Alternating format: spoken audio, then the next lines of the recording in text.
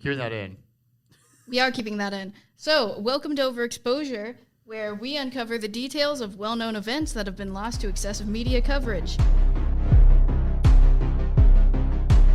I'm your co-producer, Lily, and...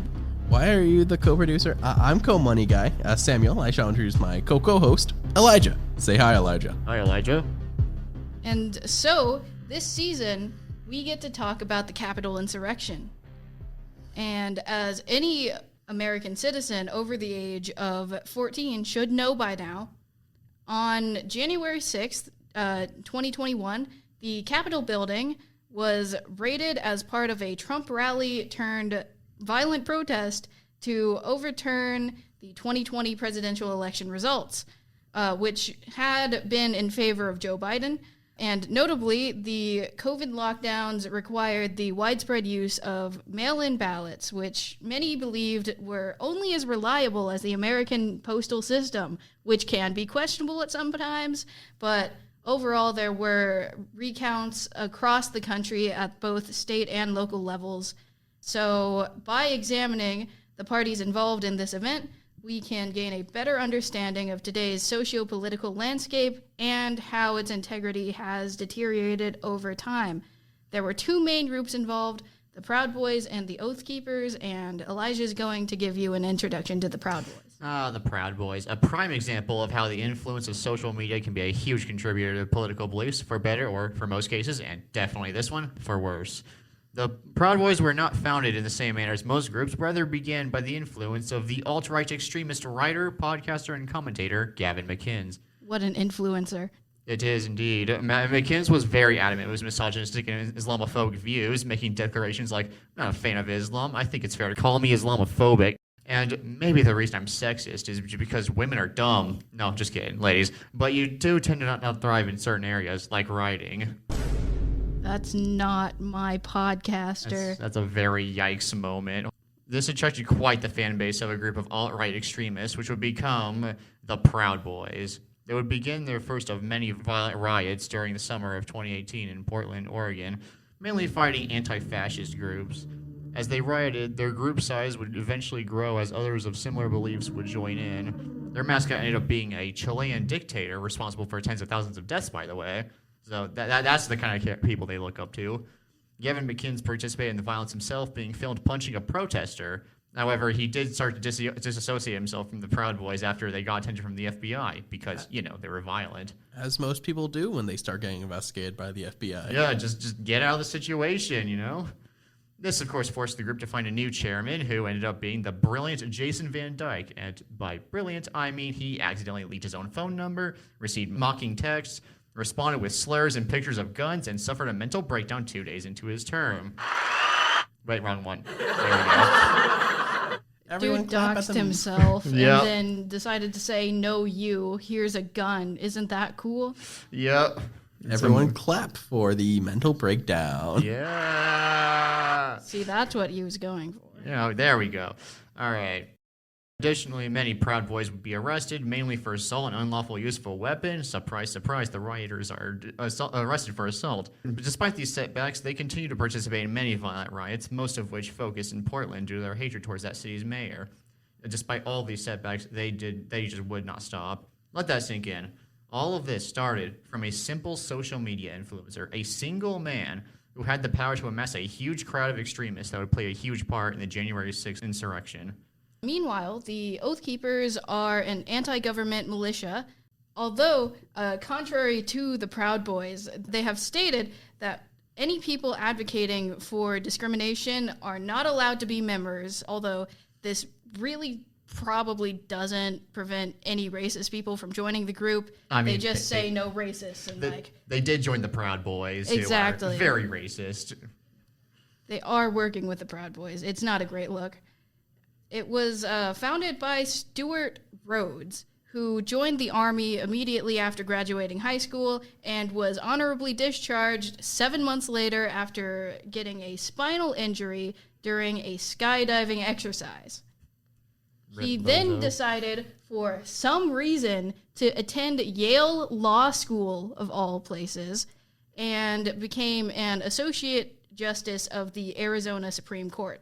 The Oath Keepers rely mostly on the oath made by the military and police forces to protect the Constitution from enemies, both domestic and foreign, with specific focus on domestic enemies, as much of their ideals are founded on the New World Order conspiracy theory that there is a world order tyrannical organization secretly trying to enslave the entire world under them, and Naturally. that the government is working with them to take away all of the citizens' rights, and especially their gun rights, which they really do not like to have threatened, specifically because their big statement is you can't have a police state if the police are not obeying the state. Isn't it great that Hitler wouldn't have been able to do any of the things he did if his army wasn't obeying him? So yeah, you can't have a police state if the police take over the state. Isn't that right? Of course. Famously. Famously. They are, in fact, so incredibly focused on keeping their guns that I found one of the most hilarious news stories I've ever seen. The Oath Keepers, a local chapter of Oath Keepers, roll up to Ferguson, Missouri, where there is an ongoing trial against an officer who shot a black teen, and they stand on the street and they stand on top of buildings, just holding their guns and saying, we're here to protect the businesses and the media from any of the protesting going on right now. Of course, this doesn't last very long, because as soon as the police chief says, okay, fine, but you really need a license to do that, we can't allow you to carry your weapons just out in the open unless you have a license for that, then they turn around and say, okay, no, we're protesting now. Wait, what? We are the protesters. You can't take our guns. That is so petty. So, do they start offing themselves? No, they do not. They start another protest.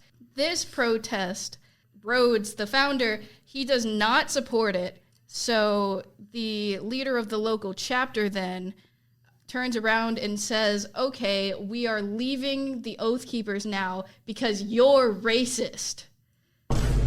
Even though Rhodes claims to be part Mexican and that he hates racist people and won't even allow them in his organization. This is quite the double standards here. Yeah, this sure is a racist double standard, isn't it?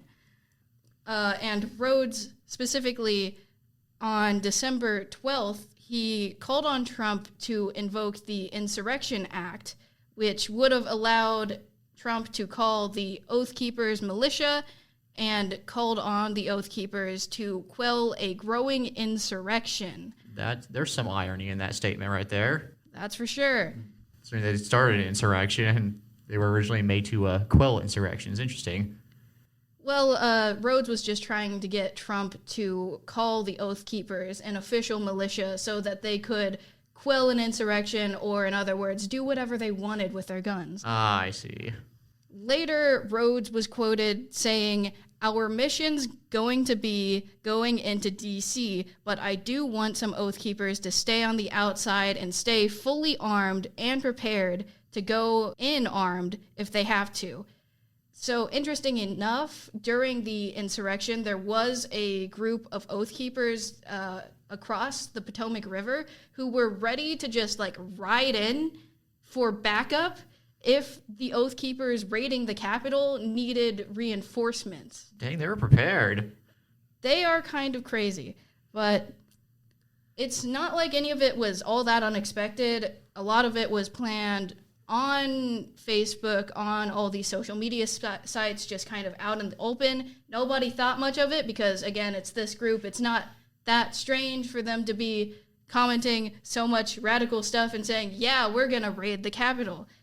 And specifically on December 19th, Trump tweeted, "Statistically impossible to have lost the 2020 election." Big protest on January 6th in D.C. Be there, will be wild. That's crazy. Be there, will be wild. Good Trump impression. Terrible Trump impression. Terrible Trump impression. Due to the COVID-19 lockdowns, the 2020 presidential election was carried out through mail-in ballots. This allowed Trump to cast doubt on the reliability of the election results starting early in the year, which he was extremely vocal about. This stirred up rage within the Proud Boys and the Oath Keepers, whom Trump, in response, said to stand back and stand by. I'm sorry, stand by. Yes, the poorly worded key phrase here being stand by, as Elijah pointed out. Perhaps being the biggest mistake Trump made in his message. Rather than simply quelling the rage with a stand back, he decided to add on stand by, suggesting that they should be ready for whatever crazy plan he has. Smooth moves, Mr. Trump. Yes, that's an audience applause right there. As brushed on earlier, during the election of 2020 and beforehand, President Donald Trump and other Republican candidates running for office made the claim that mail-in ballots were being used in order to rig the election. This caused groups such as the Proud Boys and Oath Keepers to start creating and believing in conspiracy theories about a stolen election before the results had even been found. As the election came to an end and it was shown that Biden had won the election, the tension had been brought to the highest point it had been, fueled by months of groups discussing what to do and people responding with violence, such as far-right podcaster Steve Bannon, who reportedly said on his podcast, "We're on the point of attack. Strap in." I'm seeing a recurring theme here with these podcasters. I know, podcasters are such a terrible group of people. I know. Couldn't be me. The attempted insurrection started as an intended peaceful protest. It would be 3 separate protests, each taking place after the other, in order to prevent the inauguration of President-elect Joe Biden. The first march, March to Save America, would last from 1 p.m. to 2 p.m. The second march, Stop the Steal, would last from 3:30 to 5 p.m., and the final march, called the 80% Coalition, would go on from 5 to 8:30 p.m. Why they didn't just merge the two, I have no clue. When they arrived at the day, after lots of preparing, mainly done on social media, the day began at noon with an hour-long speech by President Donald Trump.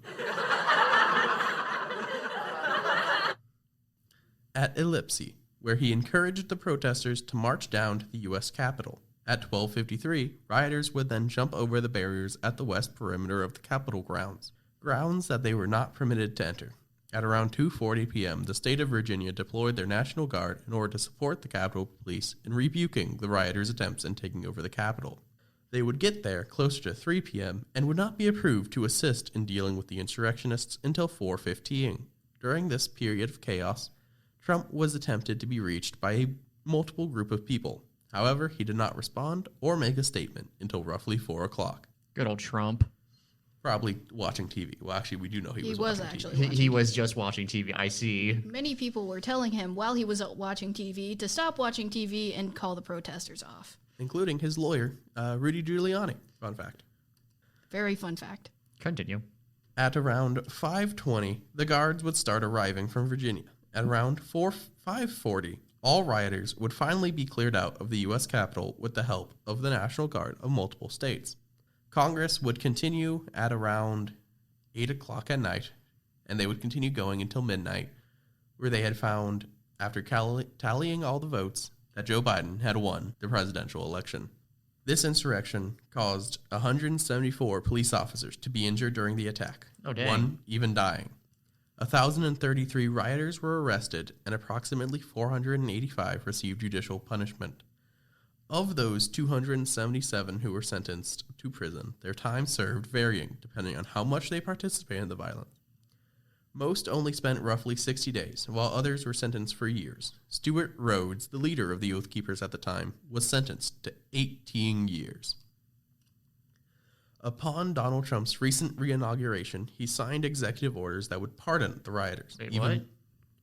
even referring to them as hostages. These were convicted criminals, several of them armed during the insurrection that injured hundreds of law enforcement officers. Is he serious? Why would Trump want to override the justice system and pardon these literal criminals just because they were on his side? I've heard Trump's reasons, though they have more holes in them than Swiss cheese in the middle of a shooting range. As he signed the orders, he said, "I see murderers in this country get 2 years, 1 year, maybe no time. So they've already been in jail for a long time." Yeah, Yes, apparently. Godfather impression. Yes, I tried. That is a good Trump impression. Apparently, because murderers escape the law from time to time, then the writer should also escape the law, naturally. He also goes on to talk about how brutal the judges have been and how nobody has been treated like this before, and compares this to the Japanese internment camps during World War II, the confinement of thousands of Japanese people solely because of their race. Totally comparable concept here. He also claimed that there were no guns, while several of the rioters were, in fact, carrying guns. And yeah, this is the person who has been elected to lead our country twice, by the way. This leads into the political landscape of America, which has changed a lot in these last couple years. An example of this is America's respect on the global stage. Prior to Trump, we had Obama, who was held in high regard by others on the global stage. There have been quite a number of presidents that have had drama regarding their presidency, most famous being Nixon. However, even then, he had not made a call for violence when he was found out. He calmly stepped down and accepted defeat, even if he would later get pardoned by his own vice president. He was kind of chill like that. Political arguments have never been very calm. In these last few years, however, we have reached an incredibly high point of tension when it comes to political parties. No longer is there communication between the benches. Now it's one side or the other. Clearly, the integrity of politics has deteriorated significantly over a short time, but your integrity does not need to decline with it. If you enter a political discussion, keep it civil and remember that there is more to a person than their political beliefs. Avoiding political discussion is also an optimal solution, especially avoid discussing politics on social media lest you get swept along by the discourse, as many of these rioters did. That is the debate meta. Just don't interact. Precisely. We exposed this event in particular to give you a better understanding of how much political discussion can really devolve when it gets out of hand like that. January 6th is a great cautionary tale for those resorting to violence over politics, those hurt by said violence, and those inciting said violence. Even if we can't prevent the election of, say, questionable political figures, we can definitely prevent ourselves from getting swept up in floods of crashing opinions and arguments. Try not to get overwhelmed by it. And if you need to, take a step back from any news, social media, collect your thoughts, give yourself a break every now and then. It's okay to have opinions, just be aware of where they come from and debate responsibly.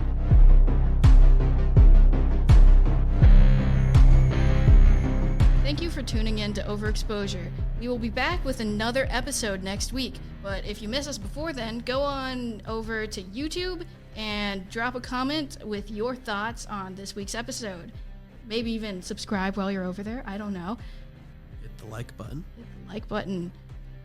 And if you really enjoyed the show, consider supporting our Patreon for exclusive benefits. And bonus content like behind-the-scenes sneak peeks, access to our members-only Discord server, and early access to each episode. See you next time.